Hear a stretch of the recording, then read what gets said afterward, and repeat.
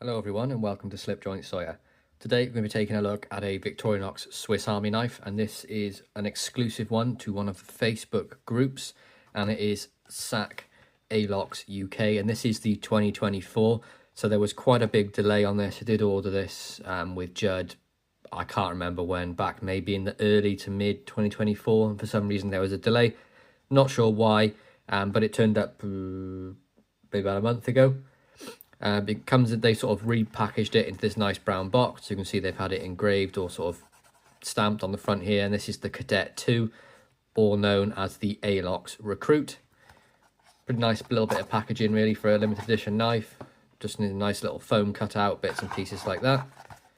And inside was this little card. So it says the Victorinox Alox Recruit / Cadet 2. Limited edition, 1 of 100 for the SAC Alox UK collector group in 2024, and I have number 54 of 100. So that's quite cool to get sort of one that's only a limited run of 100. But let's take a look at the knife, and here it is. This is the Alox Recruit or Cadet 2, and this is in that beautiful red sort of stamped Alox. You can see that beautiful domed sort of grips on there. We have the red Victorinox shield at the top here as well, and you can see this looks like steel pins holding this all together. Could be nickel, silver, it's quite hard to tell. See, the name tag on the back has been engraved with the group, so you've got SAC Alox UK. Now, one thing you will notice, there is no keyring on this at all, so it makes for a nice sort of slim carry. Now, the Cadet or the Alox Recruit is an 84mm. So I'll give you some sizes for that. So that would make it 84mm is pretty much 3 1/4 inches closed. Not too thick either. It's going to be a nice slender carry, 2-layer design as well. And we have that steel spacer in the back there just to make sure those blades have enough room to work. And you'll notice that with the Alox, because there's no sort of spacer integrated like there is in the liners for the Celador models, they use a little washer in there just to space out the blade, which is cool. So it stops the blade sort of hitting into the back blade there. So let's take a look at the tools. So on the right hand side we have the tin opener with the small flathead screwdriver. Nice little snap on that as well. See, it has the classic Victorinox tumbled polish finish. Great action. Of course, this is brand new, so it's not been used. I haven't even used it yet. On the left hand side then we have the cap lifter with the large flathead screwdriver, the wire bender / stripper,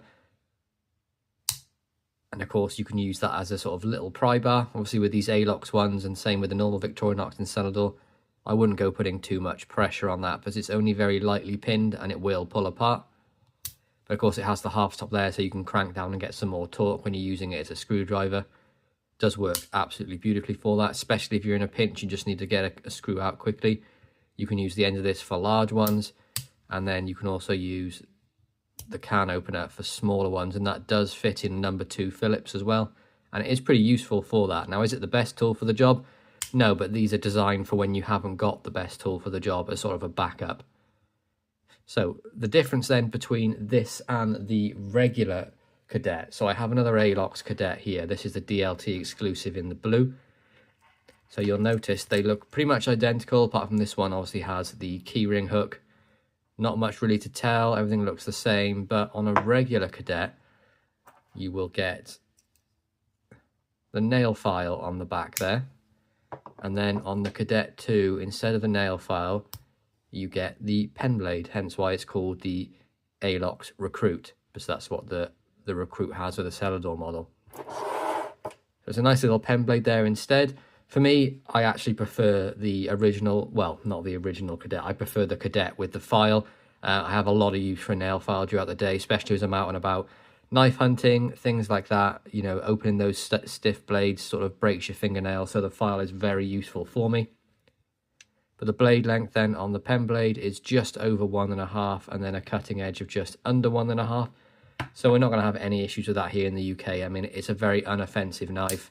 And for me, well, for my experience, I found that Victorinox knives are very They're seen more as multi-tools here, which is fantastic, because if you're concerned about carrying anything that might feel aggressive or might, you know, push the boundaries of the UK law, carrying a Swiss Army knife is never going to get you in any sort of trouble for that. It's quite clearly a tool, whereas some of these new modern slip joints or modern folders can look a little bit aggressive.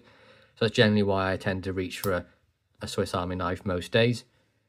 Main blade on this one then is the spear blade. You can see we have the Victorinox Swiss made stainless and then the Officer Swiss on the reverse.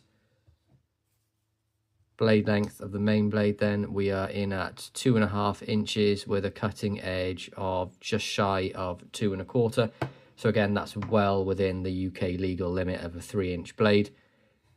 Edge grind, as you'd expect from Victorinox, is immaculate down both blades.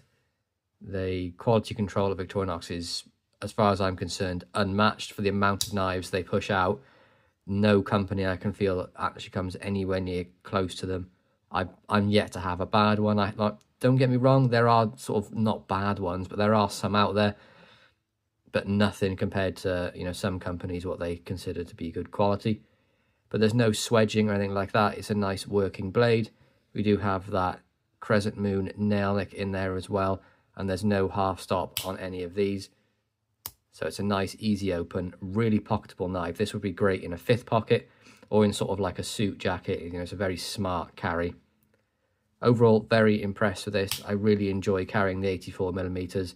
The only thing I wish is they'd have put the keying tab on there, because my preferred method of carry, as you can see from my Cadet, which I'm carrying today, has this sort of pocket hanger, and it hangs in my pocket. It just sort of keeps it out of the way, saves the need of it having to go in a slip or anything like that.